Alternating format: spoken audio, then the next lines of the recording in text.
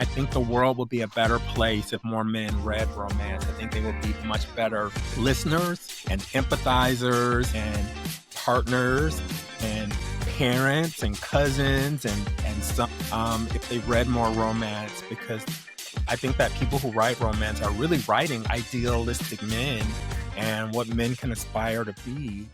No matter where you come from or what challenges you face, remember that you have the power to transform your life. We're bringing you the most inspiring stories and voices from authors who are indeed powerful forces for the culture in their work. These interviews will keep you believing in yourself, inspire you to keep pushing forward, and most importantly, never ever stop dreaming. It's your boy Kolby, and this is the Kolby Kulture Show. What's up, family, and welcome back to another episode of the Kolby Kulture Show, where Black stories are centered, culture is honored, and real conversations live. I'm your host, Derek Jacoby Washington, but you know me as Kolby. Now, today is special because I'm sitting down with a Black man who writes love into places people forget it belongs. Black love, queer love, academic love, second chance love, Bay Area love. He is an author, an educator, and a truth teller. Originally from Detroit, now living in the Bay Area, he is the author of One and Done, a Black queer higher ed romance novel set in the Bay. He's written 6 novels centered on Black LGBTQIA+ characters in LA and San Francisco. By day, he serves in student affairs and diversity and inclusion at San Francisco State University.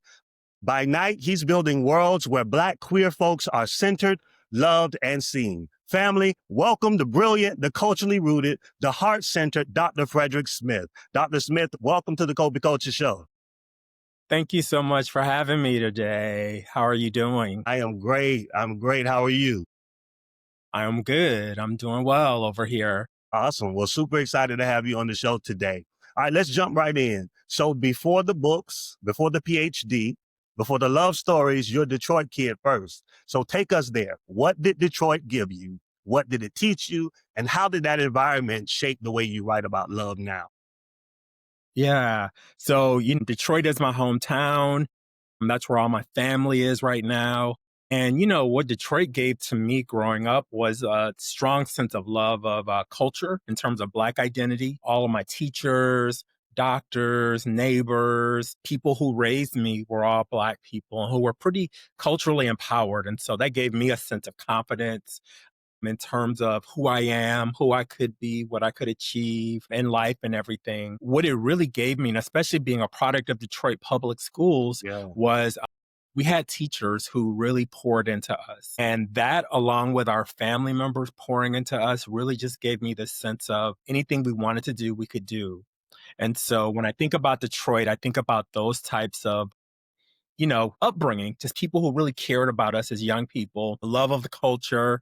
And then, of course, Detroit has this sense of like stick-to-itiveness. Detroit has gone through some ups and downs over the years, but Detroiters don't give up. People in Michigan don't give up. And I think that those are qualities that have stuck in me, is that we just kind of roll with the punches through the ups and the downs. Yeah, I love that. So you're a product of, as you mentioned, Detroit public schools, and that's something I don't hear you running from. It's something that you actually carry. So how did growing up in DPS shape your voice, your confidence, your resilience? Yeah. So early on, and like when I was like in 3rd grade, 4th grade, there used to be these like young writer contests that DPS would hold, where they were like kind of cultivating our talent as young writers. And of course, we're not experts when we're like 8, 9, 10 years old, but they see gifts in us and they really invest in us. And so that's where my love of writing really began, was in elementary school. And then, as I progressed, again, more teachers like kind of seeing talent in all of us as students. And when I got to high school, really grew my interest in creative writing, but also in journalism. And so, in addition to writing my made-up stories, which I would do for my English classes, I also joined the high school newspaper, became an editor, was kind of one of those busybodies in everyone's business trying to find stories for the newspaper. Like when I think about Detroit public schools, I really think about that. I think about teachers who really care and cared about their jobs. They cared about the young people they were serving. And that in combination with our families who also, kind of made sure that we paid attention and that let us know that teachers were like their second set of parents. That all just kind of molded me and molded all of us into trying to be the best that we could be as students and as human beings. I love that. I love that. So you went on to study journalism, higher education, and social justice leadership. That's an interesting academic journey for a romance author. So tell me, at what point did writing shift from something you did to something you knew you were called to? Wow. I've always kind of had this split love for both education because I just grew up loving teachers and it meant people who did stuff like for young people. Hmm. But then I also grew up with this, creative side. And so, when I was in undergrad, I studied journalism, TV news, thought I was going to be a reporter and like the next big anchor person. I did it for a year and I liked the work, but it wasn't like my calling. But what I realized was that working in education was more of a kind of fit for me at the time, but I never quite got rid of that bug to want to write. And so after I got my first like professional job after grad school and moved to LA, I decided that I needed a life outside of working at the university where I was at the time, Cal State LA. And so I started taking these creative writing classes across town at the competition university, Yes. UCLA. And I know, but it was a nice break from campus life and campus work. And it gave me a chance to just kind of put on being a student at night. And so I took these creative writing classes with a teacher named Carrie Madden, who saw something in me and my writing and saw something so much. And, I was just writing these little chapters and stories every week about Black gay men who went to nightclubs in LA and club life and everything. And there was no one Black and no one gay that I knew of in my classes. And so they were just fascinated with these stories. And so my teacher invited me after the class was over to join her writers group. Hmm. And her writers group had like a bunch of people who had been published or were on the way to getting published. There I really honed my craft, really made networks with other authors and writers. And as I was continuing to kind of workshop these chapters about, Black gay people going to gay nightclubs in LA, one of the people in the class or in the writers group, she had a book that was going through publication. It was going from being like a hardback book to a soft cover. Hmm. And she was doing her publication party in New York City. And during her event, she started mentioning me and my stories. Now, of course, I don't know this at the time, but she's talking about me during her book event. And someone who was in the audience who happened to be her editor for her book asked about me during her event or after her event. And he emailed me on the Monday afterwards and said he'd heard about me, heard about these kind of gay waiting to exhale novel that I had finished. And would I be interested in sending it to him? Of course, I was like, yeah, because I have received so many rejections from agents and publishers and everything. And so I sent it over to John Sconomilio at Kensington. And probably 3 weeks later, he emailed me and said, we'd like to offer you a 2-book deal. And I was like, wow, after all that rejection, here's where the art of networking kind of comes into play, where someone is talking about you. You don't even know they're talking about you or talking about your work, but obviously, kind of made an impression on them. And so for Denise Hamilton, who was the writer, to mention me during her event, and for John Sconomilio to pick up on that and to contact me, that's kind of where all the history and the magic started in terms of my writing. And so that's when I first saw myself as potentially having a dual career in higher education and in writing novels. And so my first novel came out in 2005, was called Down for Whatever. And that's the book with the four gay best friends looking for love in all the wrong places in LA. And then the rest is kind of history from there to where we are at this time. Wow. Shout out to Denise and John.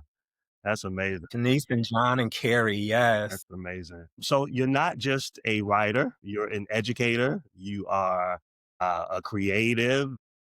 you're inside the system. You have a doctorate in educational leadership for social justice, student affairs, diversity and inclusion work.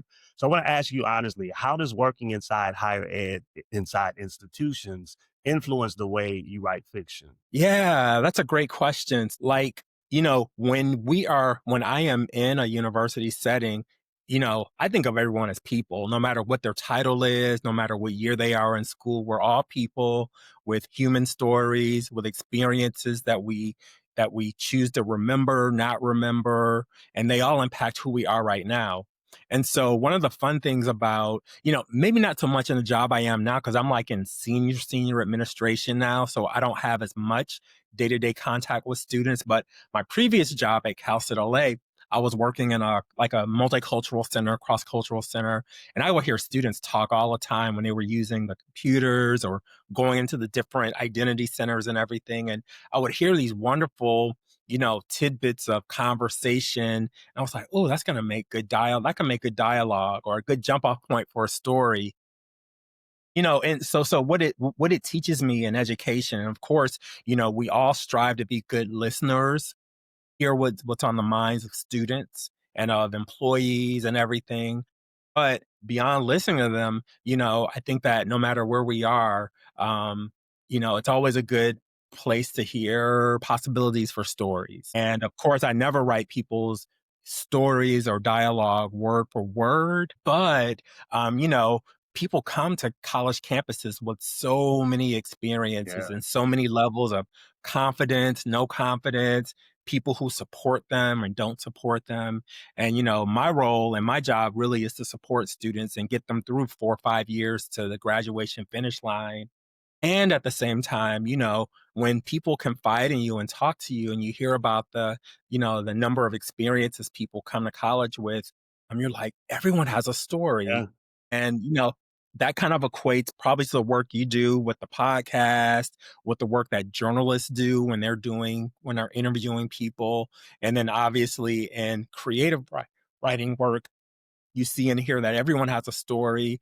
Everyone has, kind of similar wants and likes and need to belong, to feel love, to feel a sense of achievement and esteem. And those are all elements that, I try to borrow from in the creative writing process as well as having empathy for what students bring to the table on a college campus as well. yeah. So good, so good. So you study student activism, cultural centers, and Black women in academic borderlands. That's heavy lifting. So what did earning your doctorate teach you about humanity, not just schools? Well, so whenever I talk about my dissertation and the title, all dissertations have these really big Yeah, titles, fancy titles, the colons, and I'm like, oh my goodness, like these titles could be a book themselves. yeah, yeah, But every time I talk about my dissertation, in my work specifically, it fits with what I think a lot of us talk about in our everyday lives. mm, And my dissertation kind of boiled down to listen to Black women. If you listen to Black women, they are not gonna steer you yes, wrong sir. in terms of leadership, Yeah, in terms of knowing what's going to happen, in terms of being able to predict what's going to happen. And that's because they have this sense of intuition and gut, and they just know. And, I feel like in work, workplace organizations, in schools, in any kind of industry, even in our families, of course, we got to in our families. But, if people listen to Black women, they will gain a lot of wisdom, knowledge, leadership, and it's not just leadership that comes from being in a classroom. It's like life leadership. It's like lessons learned that Black women share with us. And so my dissertation work was looking at Black women who were activists at different levels at their university, whether they were students or staff or administrators. And, what they were doing at that time in their lives. So it's like when I was writing this was during that time of like the mid to late 2010s when like, all the college campuses, like the athletes were walking off the fields and people were talking about, the Black students matter on university campuses. And so at that time, there was a lot of Black women leading campus activism at that time and really pushing their campuses to do better and be better for all students. Because ultimately, the work is about making sure that campuses are open and accessible for everyone, and that everyone has a place where they feel like they matter and they belong. And a lot of it, whether it's, on a college campus or whether it's just in life in general, I think that we learn a lot and we benefit a lot when we listen to Black women. And, anecdotally, we can say we fumbled the bag, or some people, the 92% didn't fumble the bag, Mhm. but the rest of the country did by not, supporting Kamala Harris and her run. But, it's just like we say with Kamala now in hindsight, the country FAFO'd, and, they're finding out right now. If you just listen, Listen to Black if you women. listen to Black women and believe, because they know. Yeah. Yes. That's so true. I wrote a poem, maybe a few years back called "Phenomenal Black Women," and essentially, Black women have been on the forefront of every movement in this country, Mhm. and so, and they have not steered us wrong. So, yeah, listen to Black women. Absolutely, absolutely. And do you ever feel like you're leading two lives, educator by day, romance novelist by night, or do those two identities actually feed each other? So they both feed each other, but I do feel like I live two different lives. Mm, So like in the sense of like my day job, everyone knows that I write novels. So like I don't feel like I have to hide that I write romance novels, that I do book events and book tours and interviews. I'm pretty open with everyone. And actually they think it's kind of cool. And I'm like, I think it's kind of cool too, because I like having a life outside of my day job. yeah, And then, when I go out and talk with at book events, book panels, go to book conventions, sometimes it comes up because quite a few people who are readers actually work in some form of education, whether it's K through 12 or higher education. And believe it or not, there's quite a few romance writers and romance authors who have doctorates and advanced degrees. That surprised me to learn that there's all these academics, but they and we all find escape from our day jobs by immersing ourselves in these fantasy worlds of romance and love and happily ever after. So, I mean, I feel like it's integrated, but there definitely is a boundary. Like, for example, I can't sit here in my office during the 9 to 5 hours and write out manuscripts yeah, and things like that. So that part of my life happens usually from 6 p.m. on until I go to sleep, or sometimes I'll get up and do some book work and writing work. Like, I know I get up at 3 in the morning, 4 in the morning sometimes, and we'll write before going to the gym and then going over to the campus and everything. So there is separation, but it's also integrated. And I think that that's important for people in terms of their work life balance, is that it's possible to do everything and it's possible to integrate it. I'm never dishonest with my coworkers about, what I do at night. And like I share, some of them think it's kind of nice that I have something that I do outside of the workplace, that also feeds me. And I think that's important for all of us, is to find something. Of course, I think for all creatives, the ultimate dream is to do their creative work, 100% of their time. I like to eat. I like benefits. that part. I like knowing that someone's paying for my medical benefits. I like knowing that there's a steady paycheck coming in, as opposed to like writing life where, checks might come in once every 3 months or every 6 months. And, that's kind of it's a fun, precarious risk for artists to take, to decide, I'm going to do this full time. I'm not as courageous because I want to be able to have retirement savings, and I want to be able to go to the doctor when I want to. And I like having a steady paycheck. Yeah, There's something about that rhythm. And, I think that kind of goes back to maybe how some of us were raised, where, we got to work through some stuff. Maybe it's therapeutic, where, a lot of us grow up in families where it's like, no, you better not try to be a writer, right. actor, producer. You better go get that 9 to 5 and get them benefits, Yeah, yeah, get a job with the government. yeah, Of course, that's not reliable now. And do your creative stuff on the side. And so for me, I really find that for me it's like kind of a 50-50. Like I'm 100% into my higher ed work when I'm here. I'm 100% into my creative writing work when I'm at home. or at a coffee shop or something like that. And I think that it's something that, for people who are considering that, just really thinking through how do you give it your all at everything so that nothing is neglected. And because this is my 9 to 5, I cannot neglect because I do like having a steady paycheck. So I cannot neglect this work, which is, my bread and butter. And so, I try to keep that clear separation.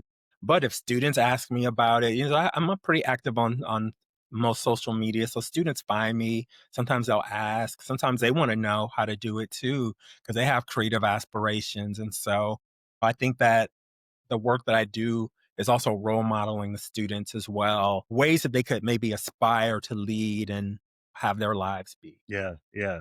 So let's talk about one and done. Black, queer, academia, Bay Area. Oh, You brought yeah. all the worlds together in one love story. So tell us, what made you write this book now? Yeah, so One and Done is the story of Taylor and Dustin. Taylor James is an aspiring university president. He's a vice president, and he's put in charge of this accreditation process, which is basically people come in from the outside, evaluate the university, say whether you get passing grades, failing grades.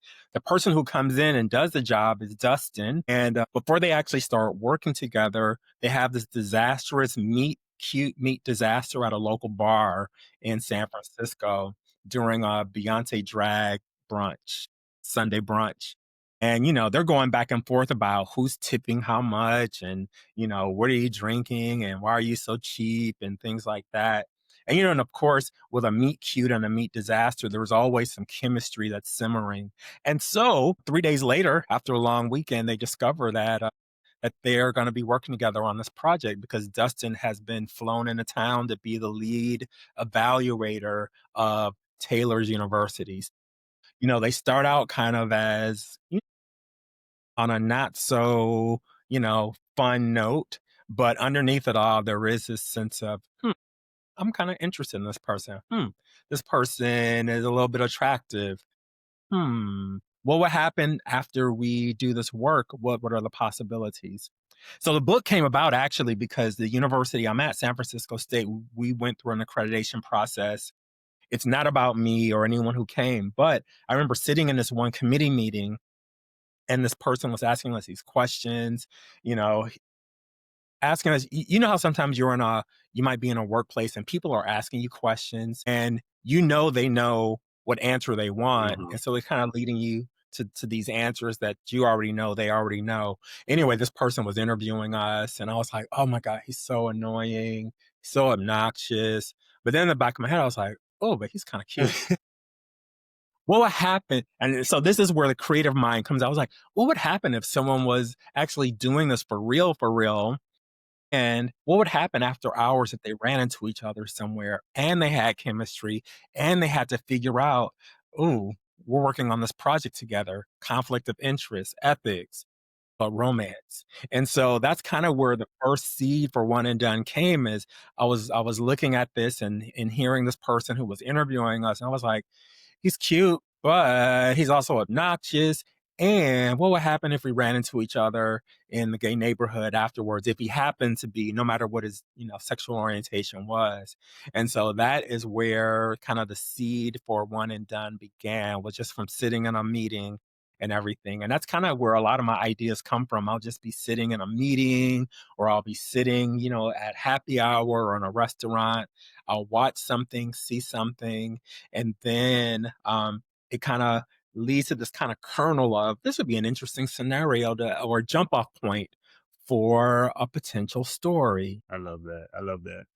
So there's something special about setting a romance story in higher education. It is absolutely not the usual backdrop for love stories. Why did you choose it, and what does it reveal about Black queer adulthood that we don't talk about enough? Yeah, so that was the exact reason why I chose higher eds, because I have not. I mean, there are some, but there's not a lot. Now, a lot of people like to write about bakeries and sports and, things like that. But I thought higher ed, it was just right for stories because it's where a lot of romances happen between students. There's even some faculty who fall in love with each other while they're working together on campus. And so I think that that's one of those kind of hidden gems at a university. It's not just all academia. There's a lot that happens Yeah. behind the scenes, behind closed doors. And I also thought that, kind of given what's happening in our society now with so many people questioning the value of higher education, questioning whether or not it's important to invest in higher education and to go to college as opposed to getting a job. I thought that this would be a great setting and place to kind of have these characters explore, the benefits and joys of higher education while in the context of falling in love with each other. So that was one of the reasons why higher education setting. And come to meet so many people who are like, Fred, you just hit the tip of the iceberg with all the stories going on in higher ed. You can make a whole career out of writing higher ed stories, which was in the back of my mind. But then in terms of black and gay men and adults in higher ed, in terms of education in general, the numbers aren't the highest in terms of black men who go in who are teachers in the K through 12 setting or in higher ed in terms of administrators. There's probably more in higher ed than K through 12, but I also wanted to kind of shed some light on, that this is a very valuable profession that people could look into, aspiring to be part of in terms of shaping young lives, shaping institutions and everything. And so, but I think that what it shows and what I think a lot about when I think about a lot of the black and gay men who I meet in higher ed, and, we all kind of run into each other at conferences. It's a tight little circle. We know each other. It's like 3, 4 degrees of separation in terms of who've known each other or maybe dated someone or written an article together or something. I wanted to kind of explore that whole idea of this network of, black gay men who are, whether they're in the same city or across the country, who, connect with each other because of their collective love of education and their collective love of wanting to produce knowledge for people. So those are some of the things, that I thought about. And of course there's quite a few, and I'm not gonna put a percentage on how many people are along the spectrum of being queer, LGBTQ spectrum, etc. But I know quite a few black men in the field who are, whether they are open, not open, at different stages in their development and lives and everything. And so I kind of wanted One and Done to be an homage and a kind of we're here in the profession. We're here, we fall in love, we work hard, play hard, we fall in love hard, and things like that. All right. So when I read about your work, what stood out is this: you don't write trauma porn, you write tenderness. Why is tenderness so important, especially for Black queer men? It's so important because I think that what the world needs, it sounds like a cliche, we need more love, we need more hope and possibility. And I think that we need to see ourselves, as prizes in novels. We need to see ourselves as being loved unconditionally, as being worthy of having, as close to a perfect love as possible. I'm talking about romance in terms of romance and romantic relationships. But of course, I also think a lot about, our families and the love we get from home and how that shapes who we are, how the love we get from, teachers and people who mentor and push us to be our best and everything. But I think there's just something really special and tender about seeing, and for me, my characters are always black men falling in love with each other. And so I think there's something extra special about seeing two black men who happen to be gay, queer, fall in love with each other and attempt to make it work. And I think it also shows that we all are deserving of a happily ever after or a happily for now, as, the formula for romance novels, take. What I really love about this question that you ask is, a couple weeks ago. A couple weeks ago, I ended up in a reader space. And, they often say writers and authors should not be in reader spaces because that's for readers to talk about how they feel about books. But I got on this one thread conversation I looked at, and I probably shouldn't have because it really discouraged me for a minute. It was a couple of, and it was black gay men talking about books and what they like and don't like and everything. And there was this small sliver of a thread of some of the men saying they don't like romance because they don't see themselves in it. They don't see themselves as finding a relationship, as having a relationship, as having that possibility for finding love with other Black men. And that discouraged me because I was like, well, I write romance novels and I think my novels are great. And of course, I didn't go into the back and forth of it. Um, but I took those threads and kernels of those conversations, to friends of mine here in San Francisco and in Oakland. And I was like, what do you think is going on that for this small sliver of Black, gay men in this one thread that they don't see the possibility of romantic love for them, or that it's possible, and that they couldn't even see themselves in a romance novel because they don't think it's possible. That made me really sad and discouraged for a minute, and I was like, maybe I should just give up writing these kind of novels, which of course I'm not. But it just made me think about, what we never know what's going on in someone's head. We never know what people are dealing with that has made them reach the conclusions they have about their lives and about what they see as possible. And so for me, that's what writing romance is all about, is creating worlds that maybe we don't see in real life, but I think that it gives people that hope. It gives people something to fantasize and think about and dream about and to see as what's possible. And that's what reading has always done for me.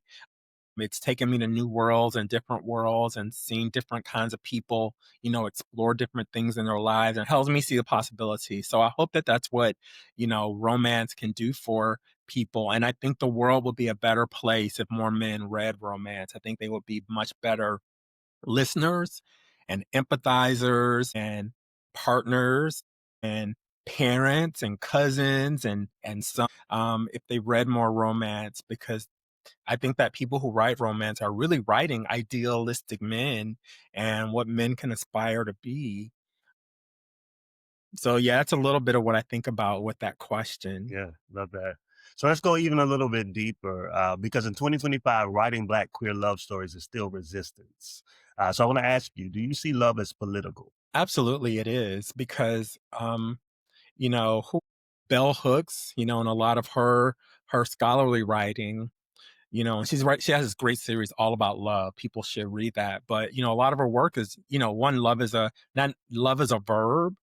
That means that love is an action and a choice. And every choice that we make is political, whether it's the choice to be vulnerable and open up, the choice to give someone a second chance if maybe the first date didn't go well, um, a chance to choose, to continue to be with someone if maybe initially they don't perform in the ways that we want or expect. Um, and then I think also the political part is around who we choose as partners as well. I think that, you know, the I think that the choice for someone who is Black to date someone who's Black is a choice and a political choice. I think it sends a clear message to people that they value who they are and from who they come. Mhm. And it doesn't discount the fact that people can be attracted to and want to date whoever they want from whatever backgrounds. But I think that the choice for me to write Black on Black love, is very political. Yeah. And those are conversations that sometimes we have within, even the romance industry itself. There's a whole bunch of people who maybe won't touch a Black romance novel because there's something about seeing two Black people in love that kind of may be threatening, but they might feel more safe reading something that's interracial. That's not what I write. And I don't have anything against people who write that, live that. But for me, I think it's a very political choice because I want to show Black people, and I think about young people, like what the possibilities are, Yeah. and that Black love is powerful and important. It's what got most of us who we are because our ancestors loved and had birthday parties and had weddings and found each other and found ways to keep their families together even when they were being split up and enslavement time and things like that. And so to me, Black love is really powerful and political. And I think it's just important to see on the page and on the screen as well. Yeah. Yeah.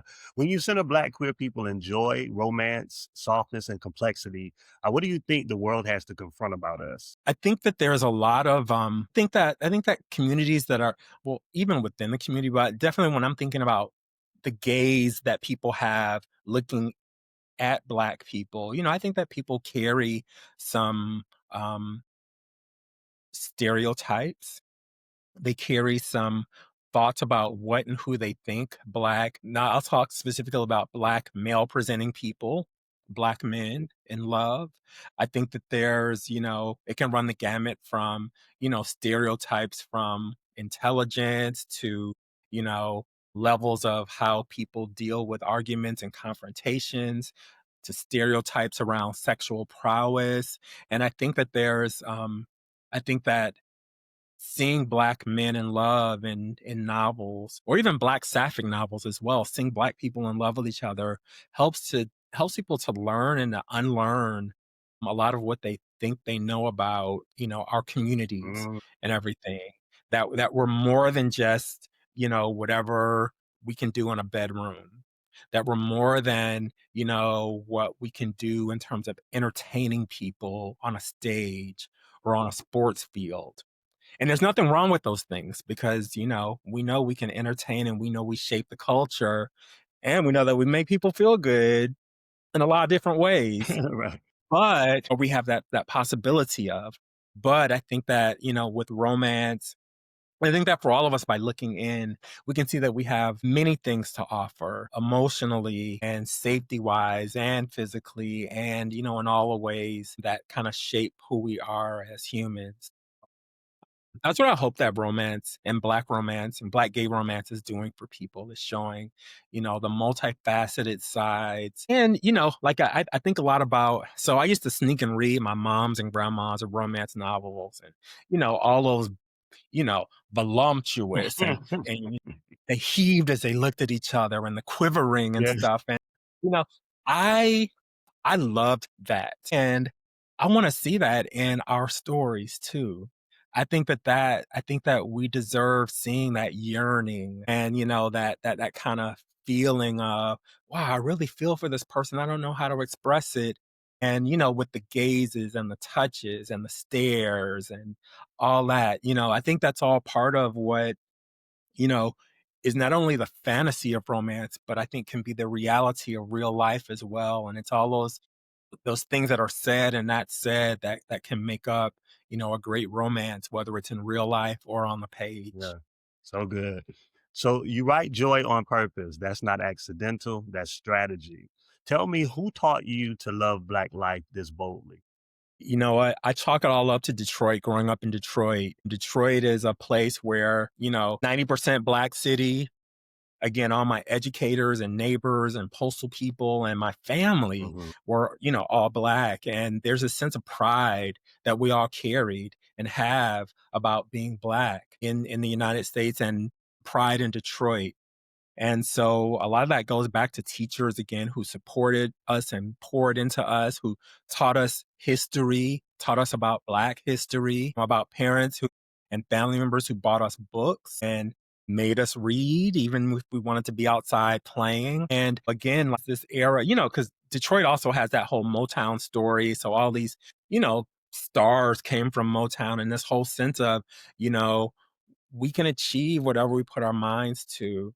And, I also got to put in a plug my high school Renaissance, Mm, Beyonce's album. Renaissance, is this kind of gifted and talented college prep school. I say it's the number one high school in Detroit. People may differ and say it's Cass or another school, but they really instilled in us this sense of pride and that everything we do has to be excellent and the sense of excellence. And so those are things that still stick with me today, in terms of how I write, in terms of how I do my job in higher education. I always have this in the back of my mind. I have to do my best and I have to do better than my best all the time.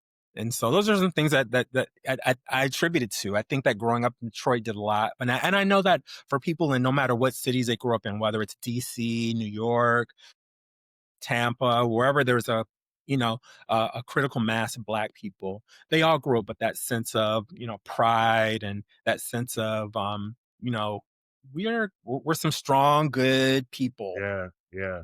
I love that. So since you brought up Beyonce, I have to ask, since you're of course known for your love of Beyonce, let's settle this once and for all. What does Beyonce represent for you culturally, emotionally, and spiritually? I mean, Beyonce is just everything. And well, one thing that's weird is, for people of a certain generation, we grew up listening and loving from Destiny's Child, all the iterations to Beyonce solo. Sometimes my students, I'm like, "Yay, the new Beyonce's coming out. What do you think?" And they're like, "Beyonce, that's our parents' music." So I'm like, "Oh my goodness, am I a boomer now or what?" And we're all just elder millennials, so to Right. speak. But I just think Beyonce's everything. I think that the work ethic, top notch. Yeah, I think the creativity, top notch, the writing skills. I think the fact that, when you think about the recent country album and pulling up so many people and educating people onto the Black roots of country music and the Black history in country music, illuminating house music and Black queer communities, and being proud to kind of shed light on the Black queer roots of dance music in the US and house music specifically. What I see her developing in her young ones in terms of giving them an opportunity to perform and be parts of the show and being able to maybe teach, I'm not in the household, so I can't speak for what Beyonce does in the household, but I can imagine she has a lot to learn and be able to teach them and help them feel confident and help them decide whether or not this would be a career for them, yeah, in terms of being in front of people. So, and even just the entrepreneurship in terms of the hair care and all the other lines that, she thinks about developing, I just and all my friends, we just love yeah. Beyonce. And we're sitting here speculating now is when's well, one, we're convinced it's rock. Hmm. Who knows? It could be R&B or it could be, we don't know. But we're all convinced it's rock. And we're like, is it gonna drop this year, next year? How soon? Will it be around the Super Bowl and the Grammys? When is it going to drop? When do we need to save our money for the next round of tickets? And things like that. And so, yeah, I just love Beyonce. But I've always grown up loving music because growing up in Detroit, we appreciated, a lot of the Motown artists. And even though we were kids, I don't want to say we were forced to enjoy music, but we grew up knowing about Diana Ross and Gladys Knight and Aretha Franklin and Smokey Robinson. They're part of the Detroit history and lexicon. Berry Gordy building businesses. So, all those people influence who Beyonce is today. And Beyonce's now influencing a new generation of performers and singers. Yeah, no doubt, no doubt. And I'm convinced we're in Act Three, in the Act Three era right now. Yeah. The F1 racing, Yeah, yeah, yeah. that is a clue because she don't go outside for Right, nothing. right, right. Yeah, but I'm still trying to figure out how are you gonna top that Super Bowl drop? Like, wh where can you go next? Yeah, she's just amazing. And in one sentence, what Beyonce song best describes your writing style? Oh my goodness. You know what? Oh my goodness. I don't know if it's a song, Mhm. but I just think the whole creative project, I think Renaissance. I just think about Renaissance. There's so many ties, my high school, what Renaissance means in terms of rising from ashes and creating anew, to the flawlessness of that album, how everything just blended together. And so I think that what's really nice about Beyonce is, like you'll listen to athletes and football players say, "I went to that Beyonce concert and it convinced me I'm not doing enough in my life." Mhm. And I'm like, these are football players and basketball players saying Beyonce inspires them to do more. And it does the same for me as a writer. I'm like, what more can I be doing? I mean, I know we all have the same 24 hours in a day. I don't have a staff of people to help me, Right. but we all have the same amount of time and we all can think through how is it that we want to you know live our best lives, do our best creativity work, commit ourselves to our careers, whether it's creative or a 9 to 5. I just think a lot about that, when I saw the Renaissance, uh, film documentary and about that whole not minding staying up all night to perfect something.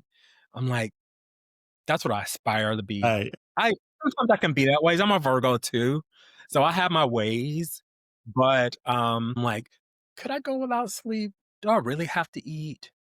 And I'm like, "Yes, I have to sleep, I have to eat." But I also think about that commitment to craft and to work, and that means a lot. And so for people who wanna write, I often share with people, having that commitment to the craft is important.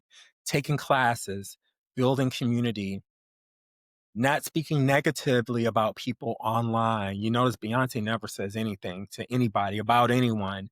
That's and it's like those are all lessons that people who are in no matter what field can take and take from Beyonce is, Beyonce works hard. She doesn't say anything about anyone. She doesn't put her business out on the street. And, I say the same thing. Commit to craft if you are thinking about writing or singing or arts. Commit to maybe another degree if you find that you want to go into another field of work.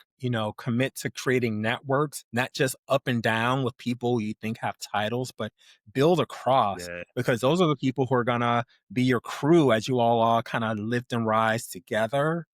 Um, again, staying out of negative conversations on the internet, I think is so important because that lives forever. And, none of us wants to have the reputation for starting mess online.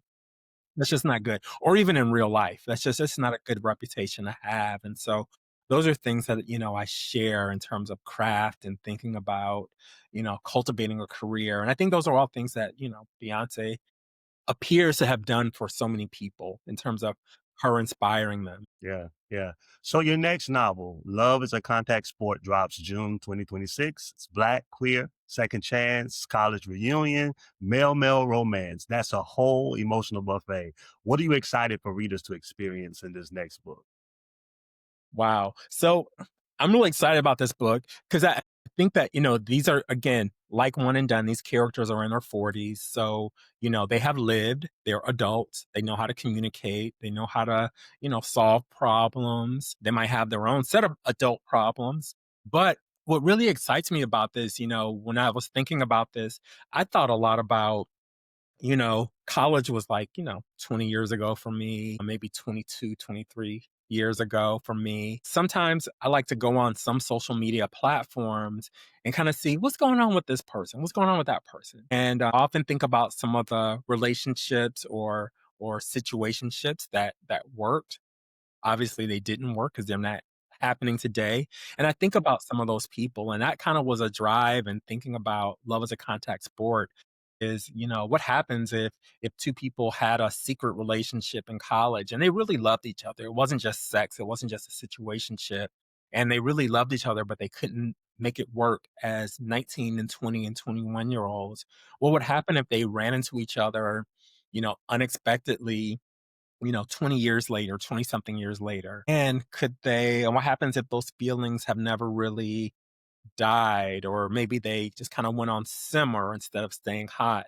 What would happen? And so those were some of the thoughts that went into writing Love as a Contact Sport. So, it's about a college kind of poster boy who did all the right things in college, joined everything in college, and a college basketball player. And they have this secret relationship because at the time, they couldn't and didn't think they could be public as college students, but they run into each other 20 something years later at a reunion event.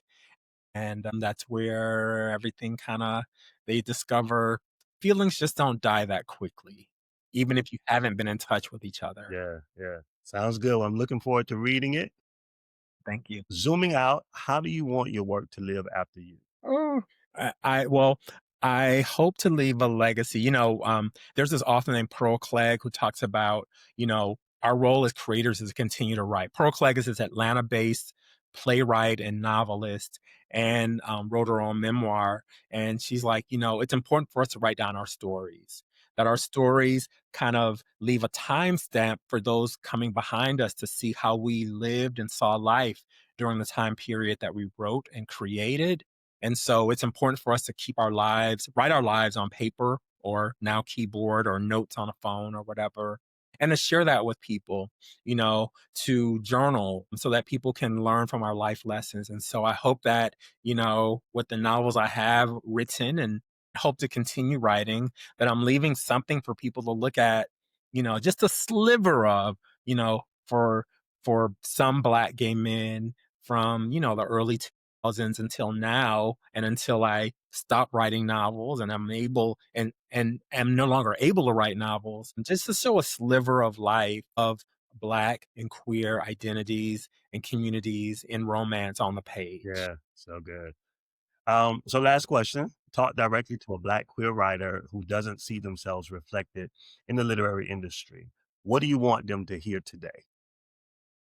There are lots of examples of people who are doing it and writing it. People like Rashid Darden, who is, I think, DC based, Julian Winters, the Rain Coleman. There's so many people who are doing it.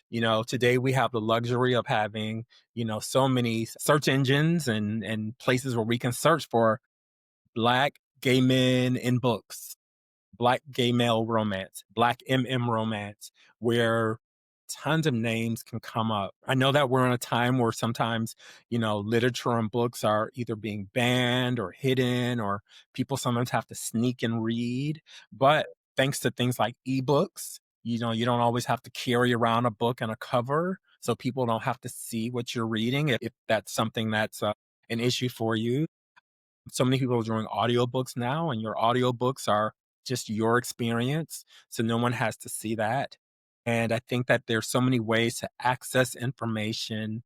And, I think we're fortunate now to be in an era where people can just type in whatever they want and find whatever they want.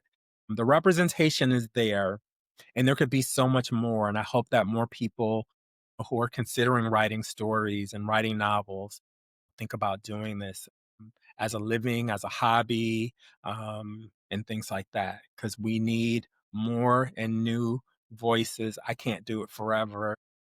Yeah, we need more new voices. So good. Yeah. And can I put this? I just gotta put a plug in. I need people, if they have not read Elin Harris novels. He wrote Black gay romance novels back in like the 90s and 2000s before he passed away. I consider him the godfather of male romance, of Black male romance, and so everyone should read some Elin Harris, Just As I Am, Invisible Life, and then just kind of go from there. Yeah, so good. Dr. Frederick Smith, this conversation mattered. Thank you for showing us that Black queer love is not niche, not secondary, not optional. It's essential. Before we close, tell the people where to find you, your books, and your work. I'm on all social media platforms. Just you can type in Frederick Smith author, Frederick Smith male romance. All my social media will pop up, whether it's Threads, Blue Sky, Instagram, TikTok. I stay pretty active on the socials. I do that after hours and before work. And I have a website, frederickLsmith.com. Again, just put in Frederick Smith, male romance, Frederick Smith one and done, and something's going to pop up with my socials. Love it. Family, go read One and Done. Go pre-order Love is a Contact Sport. Go support Black queer literature. And remember, love is activism. Stories are survival. Joy is resistance. This has been the Kolby Kulture Show, and I'll see you next time. Peace.